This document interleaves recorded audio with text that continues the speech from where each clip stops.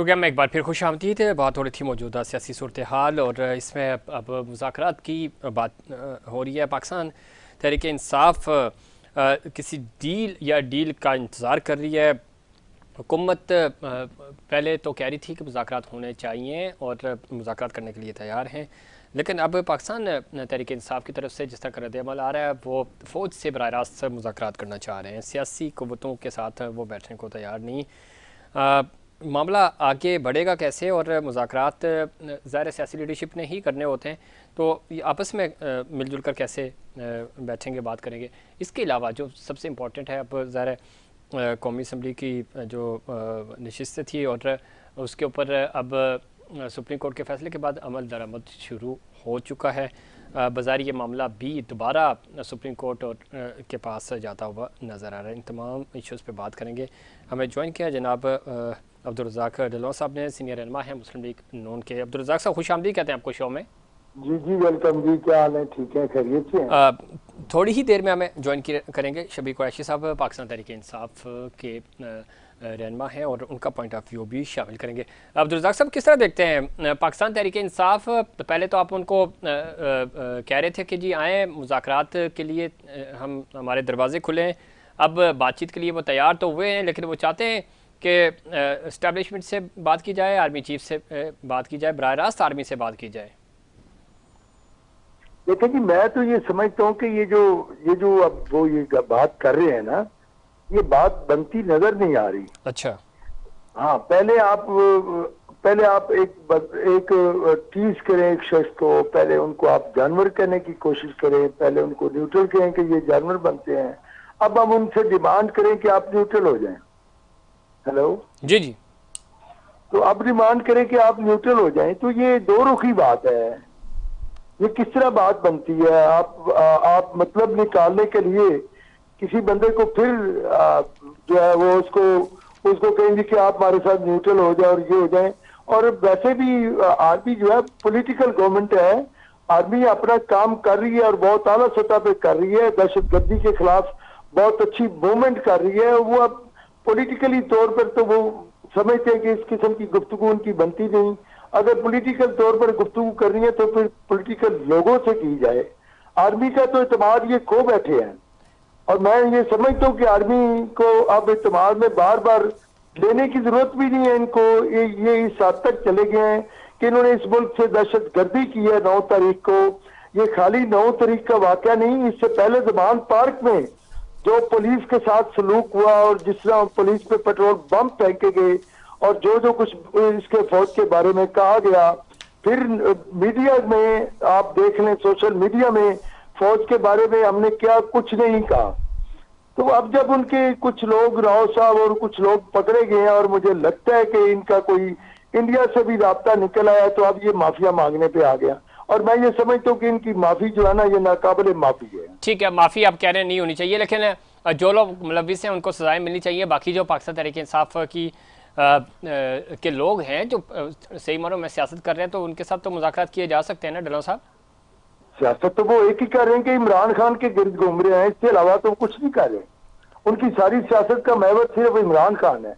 जो इमरान खान के साथ खड़ा है उसकी सियासत मौजूद है, जो नहीं खड़ा उसकी सियासत नहीं मौजूद। तो वो तो सिर्फ इमरान खान के आसपास घूमेंगे।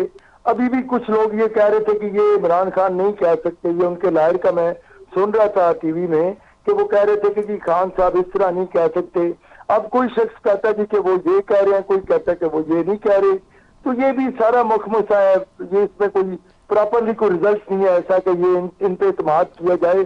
और वो ये कह रहे हैं अब्दुल रज़ाक साहब, वो ये कह रहे हैं कि हम तो सरेआम कहते हैं जो भी फौज भी हमारी है हम ही उनसे करेंगे, चूँकि आपकी जो लीडरशिप है वो करप्शन ज़्यादा है, हम ना पाकिस्तान पीपल्स पार्टी से बात करेंगे ना नून लीग से करेंगे। फिर वो ये भी कहते हैं कि केसेस आपने भी हाथ पांव जोड़ के माफ़ करवाए, आप बंद कमरों में मिलते हैं, हम तो आवाम के सामने बात कर रहे हैं जो कर रहे हैं। देखें, बंद कमरों की बात नहीं है और अवाम की बात भी नहीं है, ना करप्शन की बात है, ना हम पे कोई करप्शन का केस लागू है। हमें तो टॉर्चर प्रॉपरली किया गया, हमारी हुकूमत को खत्म किया गया। महंगाई का दौर नहीं था, हर चीज अपनी जगह पे मौजूद थी, उसका फिर मुल्क को नुकसान पहुंचा।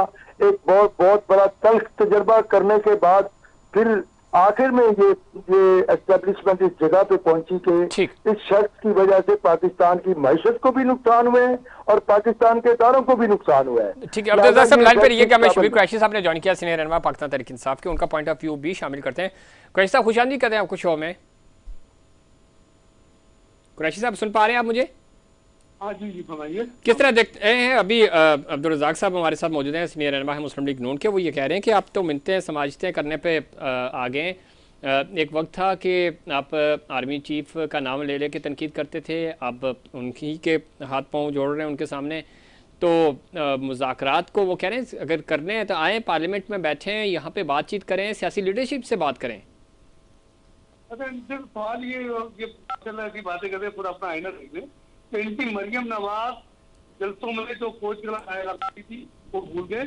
इनका नवाज शरीफ जो बोलता वोट को इज्जत दो वो भूल गए। आज अपने वोट में इनको मैटर नहीं है।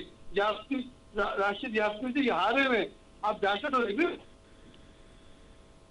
जी जी एक जमा है जिसका कोई भी सारे ना फेरे और उन्होंने टोटल पाकिस्तान में करप्शन माफिया को फरोग दिया है और उस हवाले से हमेशा चाहते हैं कि इनकी हुकूमत है।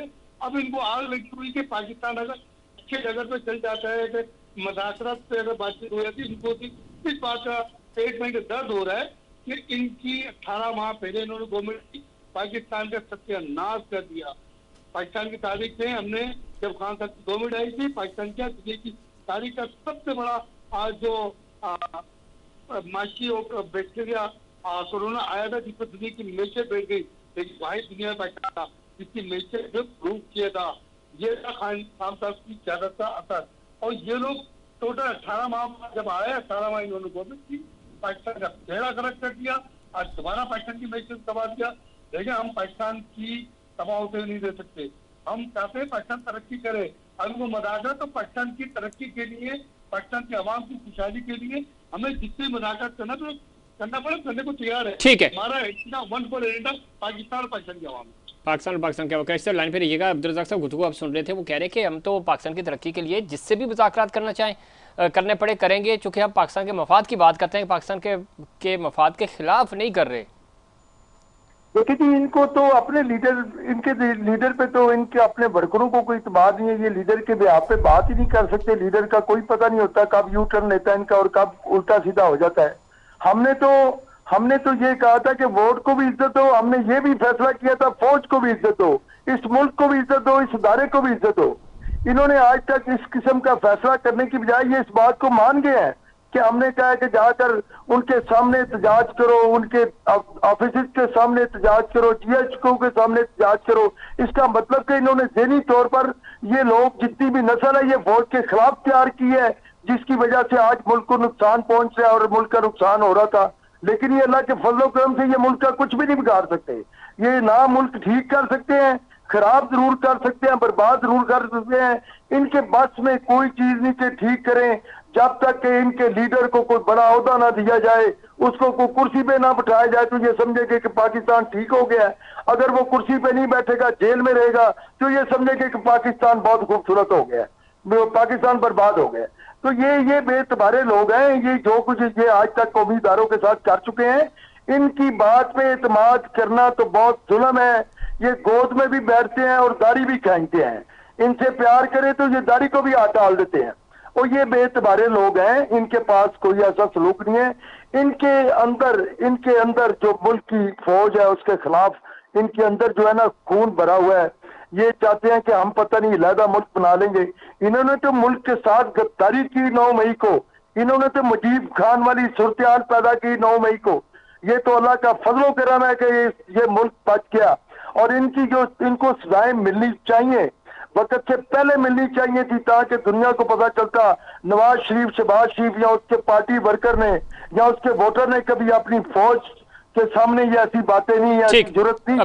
फौज का एहतराम अपनी जगह पे कायम होता है, वो हमारे मुल्क की फौज है, हमारी तालमीयत की फौज है। कुरैशी साहब गुफ्तगू आप सुन रहे थे, वो कह रहे हैं कि तो आप तो मुल्क के खिलाफ प्रोपेगेंडा करते रहे, हमारे इदारों के खिलाफ। आजम के मरार की जरूरत की शायद तारीख गवाह है ना, जी। तो यही का जो पोस्टर था यही मरियम नवाज है जो मौजूद है, यूथ कन्वेंशन मौजूद है, जिसमें उन्होंने उनको आइडिया दिखाऊं क्या, कहा था इन्होंने क्या क्या कहा।